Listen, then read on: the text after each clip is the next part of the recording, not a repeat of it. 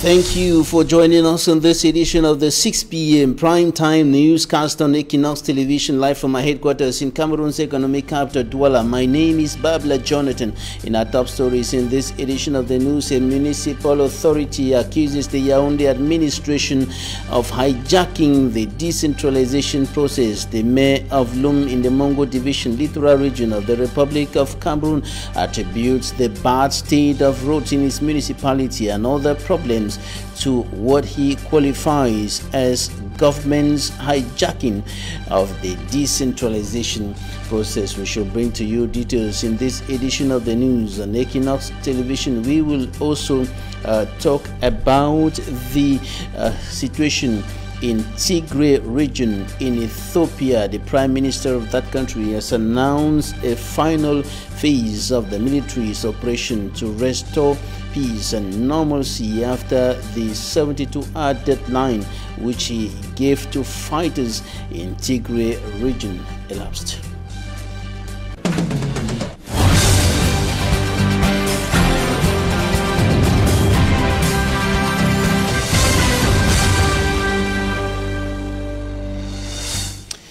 Once more, thank you for joining us on this edition of the news. The population of Lum in the Mongo Division, littoral region of the Republic of Cameroon, are saying that they are tired of riding on broken, cratered and rocked roads within their municipality, and the municipal authorities are attributing the problem of bad roads and other problems in the municipality to what is qualified as government's hijacking of the decentralization process. This is what the mayor of Lum highlights as the major cause of the underdevelopment challenges affecting his municipality. Details with Innocent Azing. A one-star stretch of roads in Lum in the Mongo Division of the littoral region, linking other localities and the cosmopolitan Douala city, goes rugged in the so-called decentralization age, with run-off patterns partitioning it. Other road stretches are not only rugged but also cratered.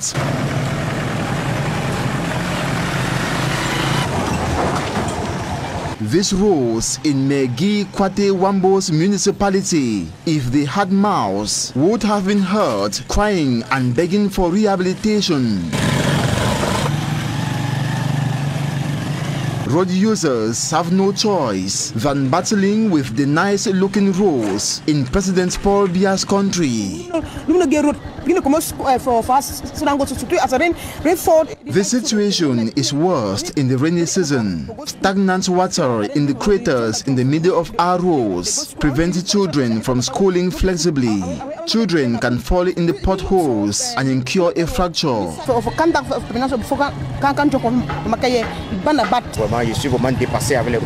It is embarrassing, even if the mayor does not have the right to carry out construction or rehabilitation on the main roads. He can at least ensure they are filled with laterite or gravel.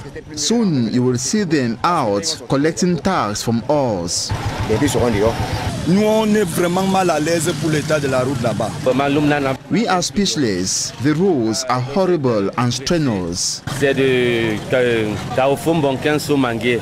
Réellement, ces routes-là sont avancées dans le dégradement. According to Megi Kwate Wambo, lack of effective decentralization has kept his hands chained. Les mairies ne sont pas capacitées pour faire face à ces différents besoins. We insist today that decentralization be effective. Il faut que la décentralisation soit effective. On ne peut pas transférer les compétences sans moyens. Our wish is that the state should empower us so we can handle such projects for communal development. L'État nous capacite pour faire face à ces besoins. Without the empowerment and financial means, we cannot perform any miracle. Comment est-ce que vous faites? Vous ne pouvez pas faire les miracles. The mayor, as well as the population, keep their hands crossed while awaiting government to ensure effective decentralization for these roads to be given befitting looks. The 2021 state budget in Cameroon projected at 4,865.2 billion francs CFA is said to have been guided by government's orientations in the priority sectors, and the sectors include security, infrastructure, health, and economic growth. For me, I'm Sanda Fires in details. The projected 4,865.2 billion francs CFA for the 2021 finance year in Cameroon will be directed or largely spent in the following sectors, considering the orientation of government actions which seek to complete the implementation of major infrastructural projects. The government in 2021, according to the plan, will pursue the 3-year emergency plan to accelerate economic growth and the special youth 3-year plan project. The proposed budget also takes into consideration the completion of projects and facilities required for the organization of the African Cup of Nations 2022, the African Nations Championship, CHAN 2021. The projected amount also takes into consideration continued security monitoring and the implementation of the COVID-19 response plan. Still in health, focus is previewed in the implementation of the universal health coverage system. In governance, the finance bill for 2021 is oriented towards fast-tracking the decentralization process in Cameroon. The 2021 finance bill, prepared in accordance with the principles of Law number 2018/12 of the 11th of July 2020, also takes into consideration the guidelines contained in the July 10, 2020 circular of the President of the Republic to lay down major fiscal policy orientations for the 2021 fiscal year. Another peculiarity is that the bill has been prepared within a context marked by a COVID-19-ridden economy whose growth is expected to experience a sharp decline. The projected amount, however, comes with an increase of 232.5 billion francs CFA in absolute terms from 2020. Prime Minister Chief Dr. Joseph Diangote's announcement of the creation of 500,000 jobs in the Cameroon in the next financial year is provoking convergent and divergent reactions from Cameroonians, especially young people. It should be noted that the rate of unemployment and underemployment has been on the rise among young people, in particular in the Republic of Cameroon. While many of them are optimistic about this announcement by the Prime Minister Chief Dr. Joseph Diangote, others are very pessimistic and questioning the simply indicating that what the government is announcing may not happen, because such announcements have been coming up again and again, and we'll be coming back to that report in a short while. Time for us to hit the Douala-N'Djamena highway to talk about the challenges faced by transporters on that road, and they are complaining and calling on government to help them, because the challenges are in such a way as to hinder them from carrying on with their activities within the ambits of laws, rules and regulations governing the transport sector. Details with Charles Sekome. Fleets of trucks on the Douala-N'Djamena, Douala-Bangui transnational highway.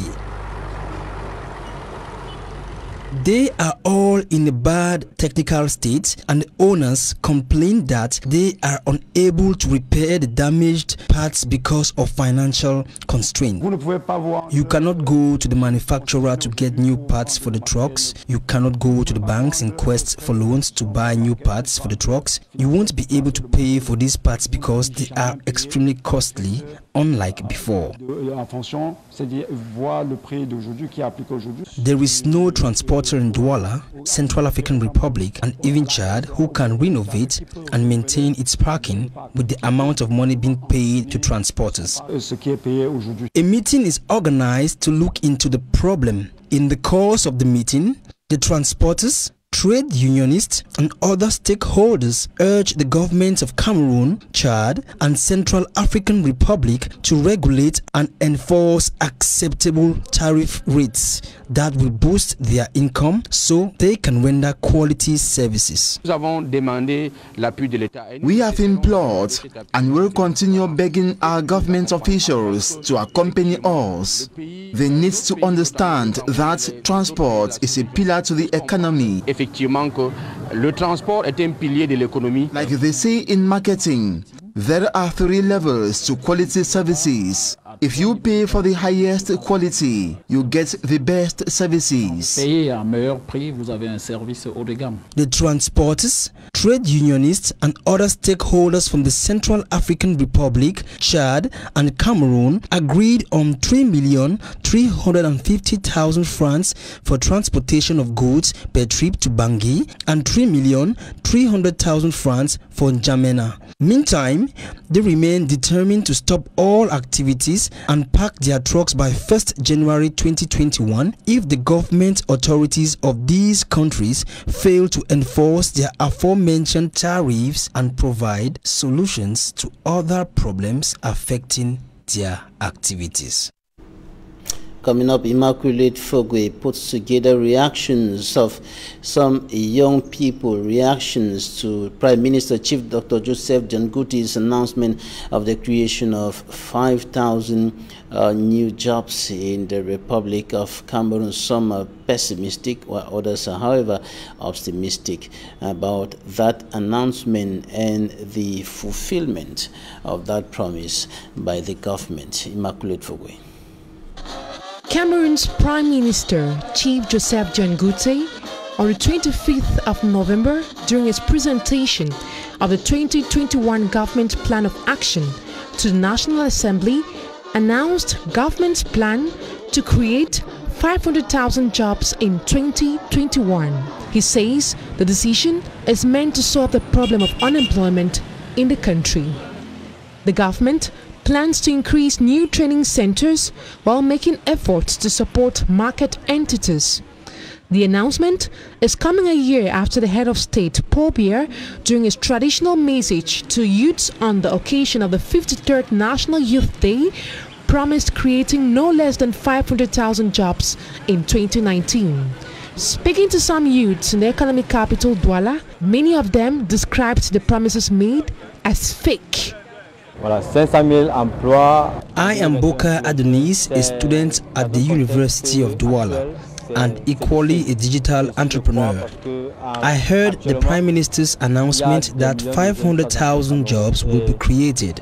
It is a good idea, however, hard to believe. Plans to create jobs had been announced many times, but millions of youths are still jobless in Cameroon. If the government is serious about the decision, they should invest in the private sector.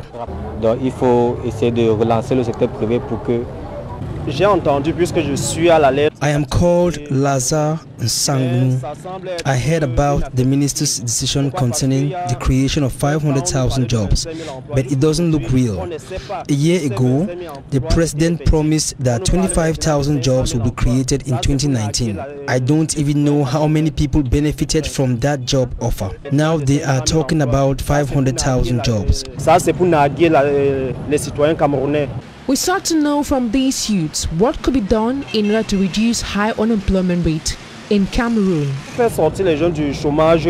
of the major causes of unemployment is that the government encourages a lot of people who refuse to go on retirement. There are a lot of persons in office who are already old and have been working since Ahijo's reign. There are capable youths, but many of them don't have jobs. How I wish the promise could be true. While some youths describe government's promises as fake, other youths who were recently recruited applaud government's efforts. Lawyers in Cameroon lament over what is qualified as a huge loss for the Cameroon bar and the judicial family as a whole in the Republic of Cameroon. The death of former Bar Council President Chakunte Patier and some of the lawyers were speaking to us during a funeral service at his residence in Konsamba in the Mongo Division, littoral region of Cameroon. Details in this report by Smanjik and Gabriel. Dressed in their black robes, there were many in number who showed up at the residence of their late bar president in Konsamba, Mongo Division, to bid him farewell in a funeral service. Without the corpse of late bar president Barrister Pati Chakunte, it was an occasion for the lawyers to recall the memorable moment they had with the late bar president. He was always there for his colleagues in times of trouble and in times of happiness. He called me by my surname. That is just how close he was to us. It's very difficult for you to hear him call you by your title. He was a humble man.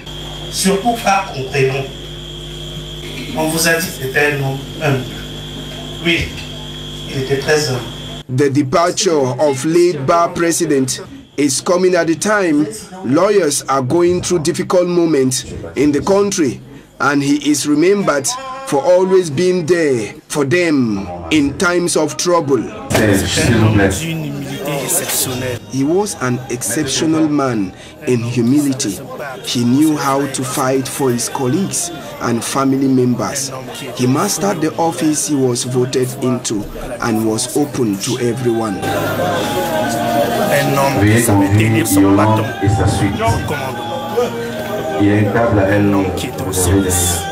Au service du prochain, au service du confrère, au service de la justice. Écoutez, la douleur, elle est vive, elle est immense. La compunction, elle est indescriptible. When an institution like this loses a leader, we are like an orphan without a guide.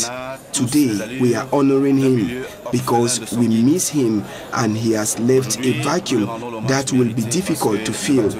We hope that the order he had brought into the Bar Council will be maintained when a new person is elected. Plus d'un titre. Il a laissé un héritage très lourd au sein du barreau du Cameroun. Nous pensons et souhaitons que dès après lui, l'ordre qu'il a mis va continuer à régner au sein de notre barreau. Initially fixed from the 26th to the 28th of November 2020, late Bar President Barrister Pati Chakunte's burial has been postponed until further notice.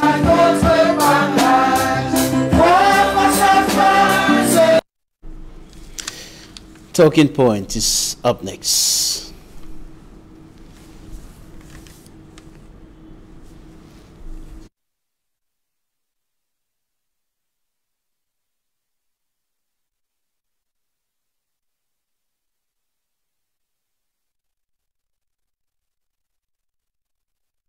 Discussing some issues of national interest, and 4 years have elapsed.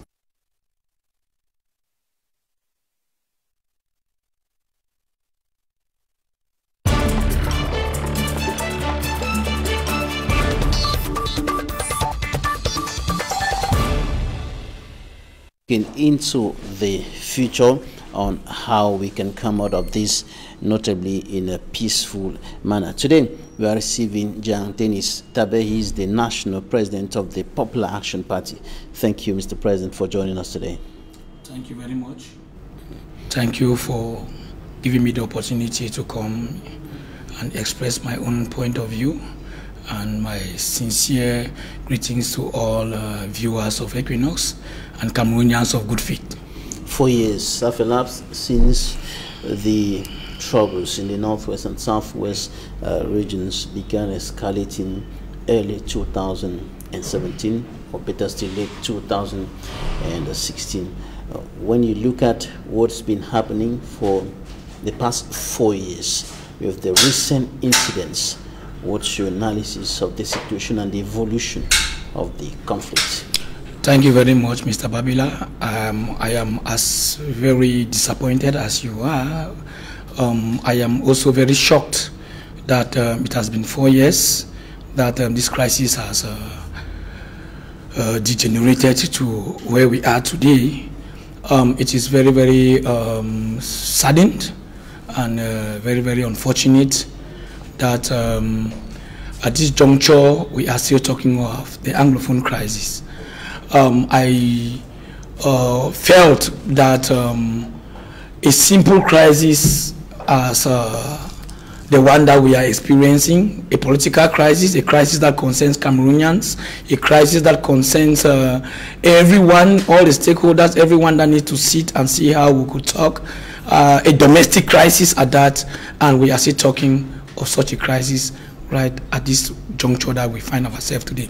It is a question that I myself, it's unfortunate I can't ask you, but I think I can maybe give my own little conception about the whole scenario as far as this crisis is concerned. I don't think we should be talking about 4 years today. The Anglophone crisis did not start 4 years ago. It is a crisis that emanated from an assimilation scheme. It's about the Anglophone problem. Yeah, the Anglophone problem, yeah. It degenerated to a crisis because Mr. Biya wanted it to be a crisis, but it is an Anglophone problem that the Anglophones earlier manifested their intentions and discovered that the assimilation scheme put in place by the regime to assimilate the Anglophones, they saw it that that was not the best option, and they manifested their discontent and they demonstrated it on several outings and several manifestations. But unfortunately, the regime in Yaoundé decided to be repressive. They have been repressive for the past 54 years, and it's quite unfortunate that in 2016 it degenerated through the teachers and lawyers, and today we are in a scenario where it has now become an armed conflict. So the question is, why are we here today? What has pushed us to be where we are today? The answer is simple. It is because the regime of Mr. Biya is not willing to solve the crisis. I think both the national and the international community has given their utmost best as far as proposals are concerned to resolve this crisis, including the PAP, me sitting here, even my predecessor, Justice Aya Paul. We all saw this coming and we gave in our proposals, but the Biya regime decided to take a different option of what they feel, maybe the military option, to crack down on an ideology, of which we are telling the Biya regime that you can never crack down on an ideology. The Anglophone crisis is today 4 years. If it is not resolved today, I bet you that even no matter the number of cosmetic solutions put in place to resolve this crisis, it will go a long way to only prolong this crisis, because we need the root cause. The root cause needs to be discussed, and the root cause is for us. I am a federalist. Much has been said already. We need to go back to the 1961 Federation and the Constitution and see the root cause, because the Biya regime, beginning from Aijo right to Biya, breached the contract, breached the accord that we went into in 1961 as far as the federal system is concerned. Until we revisit that, every other thing or whatever they are thinking that they think is a solution to this crisis will only be cosmetic, because it will go a long way to be prolonged. We'll certainly come back to how to get out of the current situation in some few seconds, but in order to be able to get the right solutions, we must be able to get a right picture of the situation on the ground. The right picture of the situation on the ground. We have the recent incidents in Kumba where 7 students were killed or others wounded. In Limbe, students stripped naked and flogged by armed men. Students kidnapped in Kumbu, teachers kidnapped, killings going on, and so on. Is there an indication that we are gradually moving towards peace, normalcy in those two regions? Well, As you can see, I am also an observant. I have been following most of those activities on the social media. I have also been following on the normal media like the Equinoxe and other related media portraying some of those activities. All those what you say are as a result of a consequence. They are like a consequence of a cause. If we have aspects of kidnapping which did not start today, it started some time back, maybe 3 years when the crisis started. We have aspects of kidnapping. We have had aspects of torture. We have had aspects of killings. And I will bet with you that I will not be here to independently tell you that who is responsible for whosoever such atrocities have been linked to. We only hear today, we hear the separatists condemn. The government accuse the separatists. The separatists also accuse the government. So it will be biased or unjust for me to tell you today who is responsible for what, because as the Popular Action Party is concerned, we have always requested for an independent investigation to be meted so that we can really see those responsible, and everybody who is responsible for such actions should be brought to justice. So as the PAP is concerned, we condemn in strongest terms such a barbaric act meted on innocent civilians, and we are praying that when such an investigation is carried out and those perpetrators be brought to justice, I think that's where I can really tell you what is really going on in the terrain. But as I can say, that goes a long way to really expose the regime of Mr. Biya, because it is an indication that whenever you interview some of the regime barons, they will tell you that everything has returned to normalcy. It is also that the situation is under control. Everything is under control, but I am also as embarrassed as any other Cameroonian that the noise and the trumpets that have been blowing that everything is under control, but on daily basis we see atrocities being perpetrated on innocent civilians, and I ask myself, if everything is under control, then who are those? If the government says they have been able to master and neutralize everything under their control, and actions or atrocities are still ongoing, it means that the government is in the best position to come and tell you who is responsible, because they have made the Cameroonians to believe that everything is under control and schools can go on with no problem. People can carry on with their activities, but we hear of kidnappings. We hear of the kidnapping of the phone of Saul, the children, as you earlier mentioned, and it is the government who is responsible to come and tell Cameroonians that if you have assured Cameroonians that everything is under control and there has been a consistent atrocity, kidnapping or whatever has been ongoing in the English-speaking region, it means that either the government is unable to guarantee the security of the citizens, or the government might be in the best position to tell us who are those committing such acts. Because if you guarantee people that we be able to mastermind or neutralize every action and we can go on with our activities, and at the same time the same problems still occurring under such assurances, then whosoever gave such assurances should be the one to be responsible, or should be the one to give answers to Cameroonians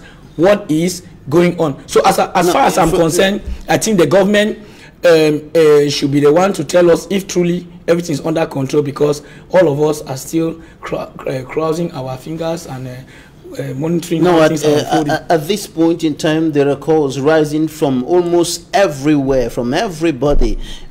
Enough is enough. We need to come to an end. We need to put an end to the bloodshed, the killings, the destruction, and everything that is going on. The traditional rulers in the West region, those in the Northwest, Southwest regions, the mothers of funds, women in general, and just everybody saying we need to put an end to this. And for us to talk about how to get out of this, I'm going to read to you an extract of a news article on the Recorder Newsline written by Crise and Gambi, a journalist with over 20 years of experience, and it is a statement made by Dr. Namanga Ngongi, who is the former Under-Secretary General and Special Representative of the United Nations to the Democratic Republic of Congo and head of the peacekeeping mission. And the statement says, now that a bloody war is raging with gruesome consequences, urgent action needs to be taken to silence the guns so as to create an environment conducive for discussion or for discussions to take place, and there is an urgent need for a ceasefire. This is not a time for blame game, but a time to rise above poverty or party politics, tribalism, Anglophone, Francophone, and other prejudices. It is time to silence the guns and give peace a chance. He says that it's time to put an end to the blame game and look for a peaceful way out of the crisis. What do you think about that? Mr. Babila, I want to be sincere with you. I think those of us who are of the opposition, stakeholders, civil society actors, we have given solutions to the regime. Our solutions to the regime did not date just yesterday. From the inception of this crisis, we already saw the impact. I am not here to be talking about the consequences. Or what is the what we are talking here, kidnapping or whatever, is the consequences. We earlier proposed this is a political crisis. Mr. Biya acknowledged this crisis in Paris, in France. He said it was an assimilation scheme that was carefully put in place to assimilate the English-speaking region. I am not the one saying it. That was an interpretation. That is not an interpretation. Assimilation means we want to swallow up the system of the English-speaking zones to see how they could fit with our system. But that's not where I am today. You just made mention of let us keep guns, let us sit down and talk about dialogue. Who is against dialogue? I think the regime knows what has to be done, but they decide to choose the other means. They decide to choose what they feel fits their ideology, not what they think is of the opinion of the English-speaking zones. Because before this, when this crisis started, I know of so many commissions that have gone down to the terrain, meet with the population, and they get the solution that the only solution is this: we have to go back to the drawing board and see how we could talk about the federal structure. The party that has always been very hypocritical as far as resolving this crisis is concerned is the government.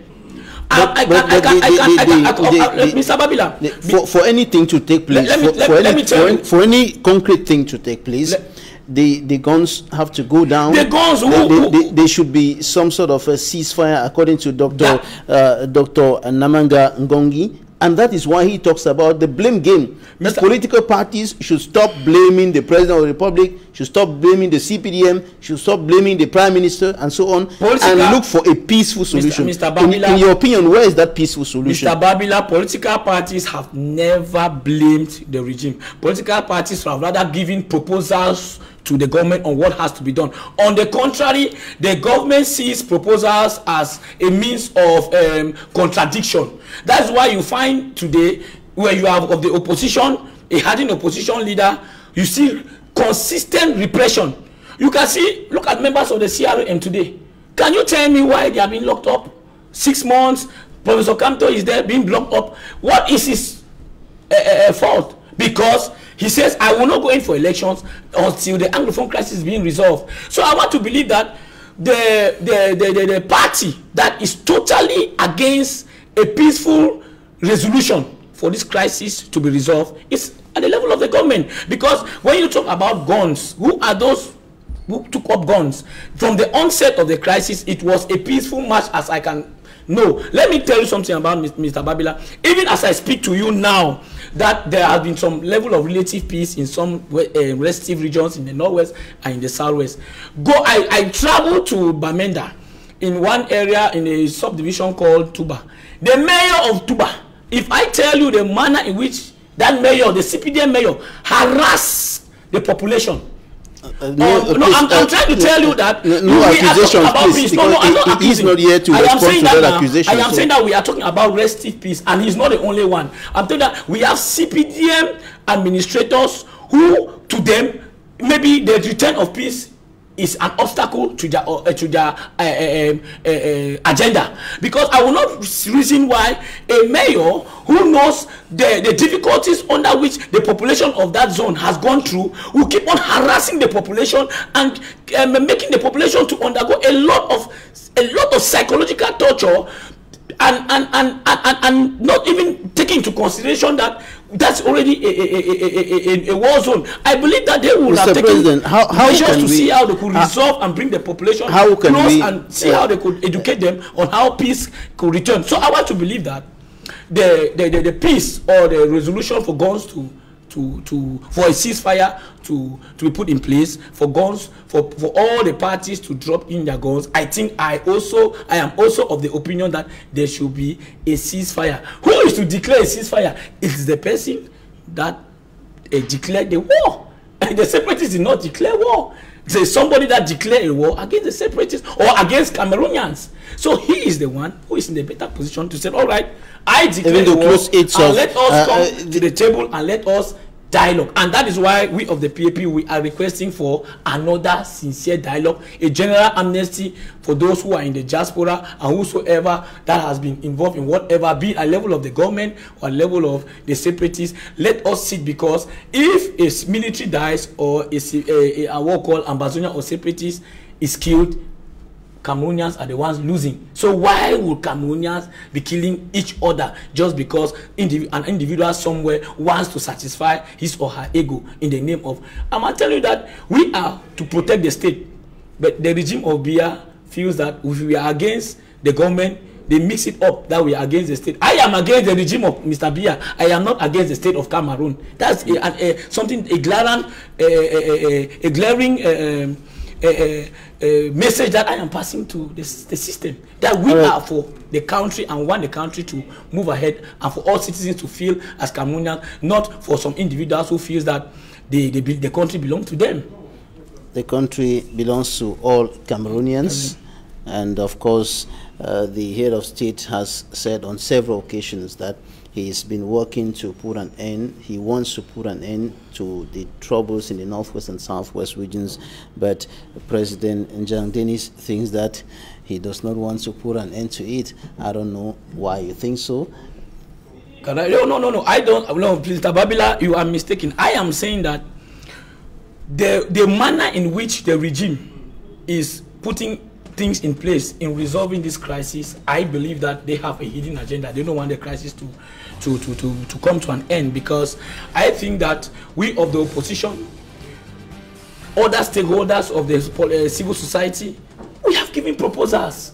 There is a need for a sincere dialogue. Release what is difficult to release. What is the essence of saying you are giving pardon to those who have picked up guns, and then the same people that you are accusing of encouraging those to carry guns, you are locking them up? Don't you see that there is a double standard somewhere? Thank you, Dennis. The regime of Biya, they are not willing to really resolve this problem, and I think that there is a high time that we Cameroonians, we need to take over our responsibility. And I think that under the Biya regime, the Anglophone crisis can never be resolved, and that's why the PAP says Mr. Biya needs to resign. National President of the PAP, the Popular Action Party, thank you for joining us today. Thank you very much. It's my pleasure.